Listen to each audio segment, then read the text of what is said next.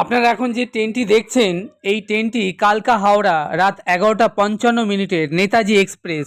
আমরা 27 তারিখ অর্থাৎ 27/1/2025 এই ট্রেনটিতে চড়ে বসি রাত 11:55 এবং ট্রেনটা চণ্ডীগড় জংশন আম্বালা ক্যান্টনমেন্ট হয়ে পরের দিন 28 তারিখ সন্ধ্যা 6টায় এসে পৌঁছায় প্রয়াগরাজে।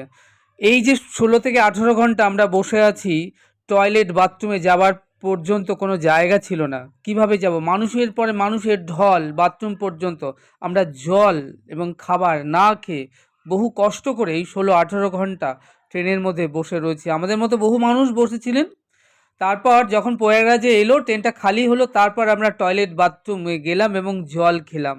এই হলো সেই কালকা হাওড়ার নেতাজি এক্সপ্রেস 27/1/2025 আপনারা দেখে বুঝতে পারছেন কি করুণ অবস্থায় মানুষ চলেছে প্রয়াগরাজে। এটা থেকে তো মনে হচ্ছে জেনারেল কম্পার্টমেন্ট অনেক বেশি ভালো ছিল। আরও কে বলবে এটা স্লিপার ক্লাস।